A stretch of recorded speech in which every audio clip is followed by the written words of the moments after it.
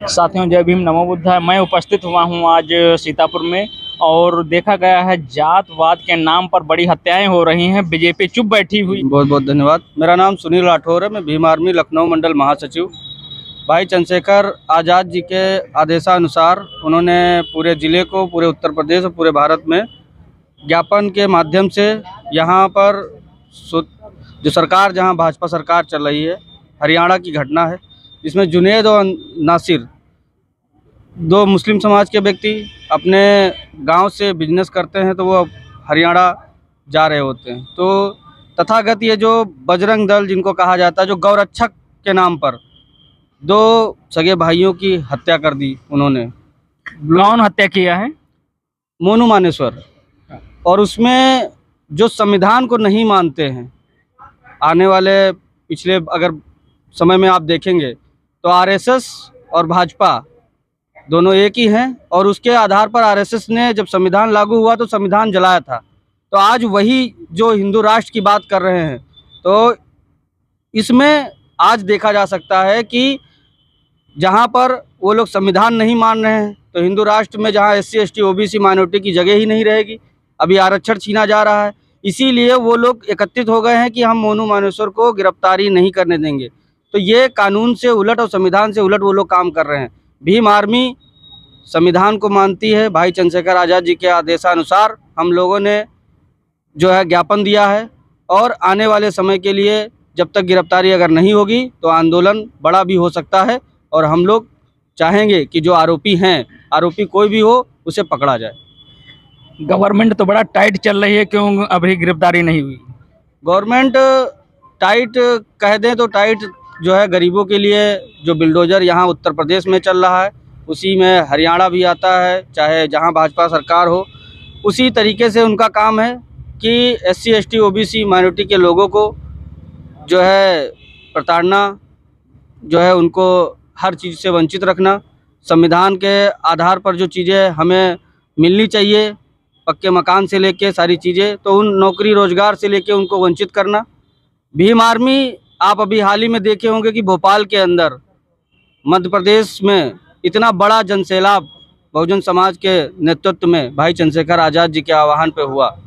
आने वाले समय में उत्तर प्रदेश के अंदर इससे बड़ा जनसैलाब निकल के आएगा। गांव-गांव युवा जाग चुका है, और भाई चंद्रशेखर आज़ाद जी के नेतृत्व में आने वाले समय के लिए तैयारी कर रहा है। जो राजस्थान में हत्याएं हुई हैं, तो इसको लेकर के आप क्या कहेंगे? क्यों गिरफ्तारी अभी नहीं हुई? जी, राजस्थान की अगर बात कर लेते हैं तो राजस्थान में भी कांग्रेस सरकार है। वहाँ पर अभी कुछ समय पहले स्कूल में बच्चे को पानी पीने को लेके एससी समाज के बच्चे को मार दिया जाता है। इधर आपका मेघवाल, इंद्रपाल मेघवाल, उसको मार दिया जाता है। तो कांग्रेस सरकार हो चाहे भाजपा सरकार हो, हम लोग दोनों तरीके से जो है मुस्तैदी से उनसे लड़ रहे हैं। भाई चंद्रशेखर आज़ाद अभी हाल ही में कांग्रेस के राजस्थान के अंदर बहुत बड़ा आंदोलन किया उन्होंने। तो भीम आर्मी जहाँ पर अत्याचार होता है, वहाँ पर आपको भीम आर्मी खड़ी हुई दिखाई देगी। पर संविधान में सबको अधिकार मिले हैं, देश सेकुलर है। जो लोग हिंदू राष्ट्र की अपने अंदर मन में लड्डू फोड़ रहे हैं, वो खाली उन्हीं के मन के अंदर है, वो खाली चिल्लाना जान रहे हैं। ये देश सेकुलर रहा है, बाबा साहब के संविधान से ये देश चल रहा है। कभी हिंदू राष्ट्र ना बन पाएगा और ना बनेगा। तो वो लखनऊ को चेंज करने खातिर जो कहा जा रहा था, उसमें क्या कहना चाहेंगे आप? लखनऊ का नाम बदलने वाली जो बात आई थी, वहाँ पर बाबा जी ने खुद अपना स्टैंड वापस ले लिया है, और उसके बाद में अगर लखनऊ का नाम बदलने की बात आई तो भीम आर्मी मुस्तैदी से इस चीज़ के लिए लड़ाई लड़ेगी, क्योंकि लखनऊ लाखन पासी के नाम से जाना जाता है। उनके इतिहास को अगर आप दिखा सकते हैं, तो बाबा जी से यही प्रयास है कि वो लाखन पासी जी के जो संघर्ष और योगदान का जो चीज़ें रही हैं लखनऊ को बनाने में और सारी चीज़ों को, तो वो दिखाएं, लोगों को बताएं कि कैसे एससी एसटी ओबीसी के लोग शासनकाल में किस तरीके का शासनकाल रहा है। तो उन चीज़ों को दिखाने का वक्त है, नाम बदलने का वक्त नहीं है। और इन लोगों का काम यही है कि नाम बदल रहे हैं, काम धरातल पर नहीं हो रहा है। आपका नाम क्या है? राकेश राजवंशी, जिला संयोजक भीम आर्मी सीतापुर। आज जो यहाँ पर जैसे सब लोग भीम आर्मी की जो यहाँ पर धरना जैसे गठित हुई है यहाँ पर पार्टी, तो आज क्या कहना चाहेंगे, जैसे वो हत्याएं जो हुई हैं उसके बारे में क्या कहेंगे? देखिए, हरियाणा की घटना जो है, हम लोग इसके विरोध में गए थे जिलाधिकारी महोदय के। मैं बता देना चाहता हूं कि केवल हरियाणा नहीं, पंजाब नहीं, पूरे हिंदुस्तान में इस समय जाति मतलब धर्म की नफरत के हिसाब से तोड़ा जा रहा है और अत्याचार बहुजनों पे लगातार हो रहा है। चाहे वो अभी यादव जी के कांड हुए हैं, अभी आगरा में एक वाल्मीकि समाज का लड़का मार दिया गया है, सारी हत्याएं बहुजन समाज पे हो रही हैं। और ये जो सरकार है बिल्कुल कहती कुछ और है और करती कुछ और है। आपका नाम क्या है? जी, मेरा नाम विनोद कुमार भारती, जिला प्रवक्ता भीम आर्मी।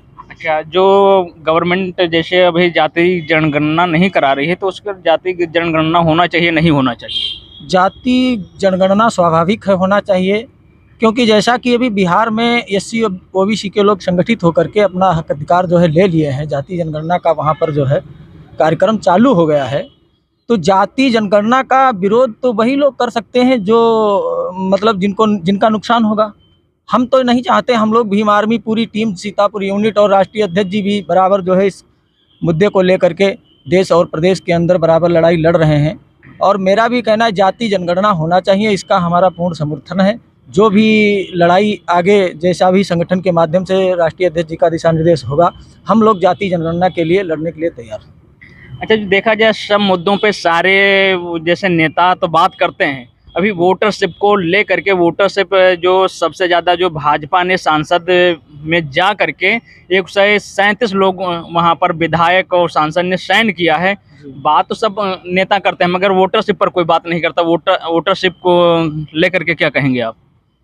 देखिए, बात यह है, जिस समय इस देश के अंदर पूना पैक्ट हुआ था, तो पूना पैक्ट होने के बाद डॉक्टर बाबा साहब अम्बेडकर जब बाहर निकले तो किसी पत्रकार ने पूछा था कि अब इस देश का क्या होगा और इस देश में नेता कैसे पैदा होंगे।